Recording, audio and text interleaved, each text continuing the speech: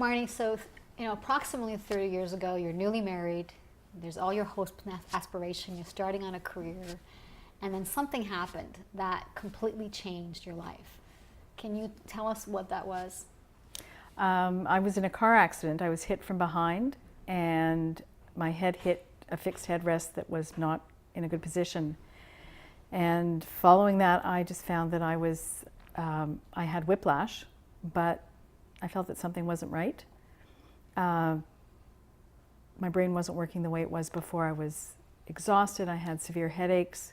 I kept complaining to my doctor that something was wrong, and she didn't pick up on it. She didn't think that there was anything other than the pain medications I was on causing problems.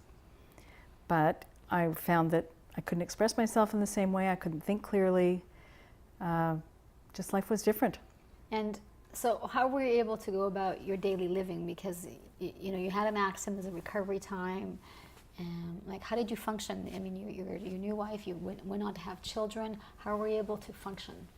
It was very limited. I found initially I really had to relearn how to do a lot of things, because one day I'm Marney, as I knew me, and the next day I couldn't function in the world in the same way. So I found that I needed a lot more support. I was much more limited in what I could do. Even something like grocery shopping became overwhelming. Just standing in front of a wall full of crackers, I knew I needed crackers, but I couldn't see them separately to figure out which ones I actually wanted to buy. And by the time I'd finished the process of shopping, I'd come home and be exhausted and have to nap. It's not a normal way of trying to get through life.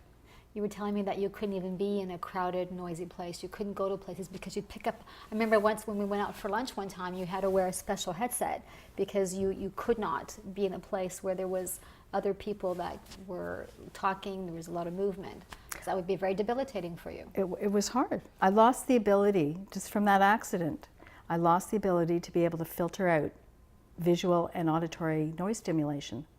So to be in a noisy restaurant, I would not be able to hear what you were saying. I could listen, but my brain wasn't able to process. And so I'd lose parts of the conversation, and I literally would feel like I was physically someplace, but as if I were out of body watching from someplace else and not really being able to participate, because my brain was not being able to process all that was going on for me to actually be able to be present. When this whiplash car accident happened to you, at the time you did not have disability insurance. I know Gary was just getting started in the industry, and you didn't even know about disability insurance. How would that have changed your life if you had known about disability insurance and you had it? It would have taken a lot of pressure off Gary, being the sole money earner. And I would have, I think, as far as my self-esteem goes, it would have allowed me to feel that I was contributing, even though I couldn't go out and actually get a job.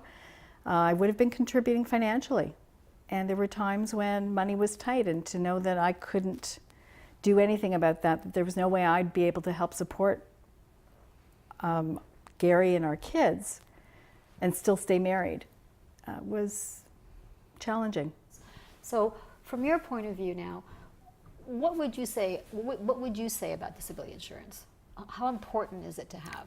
I think it's incredibly important to have been in a position of not having it and being disabled at a young age and not being able to work. We could see, and that's why I think partly why Gary is so good at it, is because personally we were living in a situation where it would have been very important to have and not to have been able to contribute to our household income because of it, given that I had a disability. So I think anybody who qualifies, who's able to get it, that they'd be foolish not to pursue trying to get disability insurance, because you don't know what life's going to hand you. As much as nobody plans to get sick, nobody plans to be disabled, things happen and they're out of our control. And no matter how hard I tried to work, I wasn't able to. And so it wasn't a matter of a will or wanting to do it. I just wasn't able to work and to maintain having a relationship with my husband, with our kids, keeping a home. So it's that blanket, that security blanket that families need.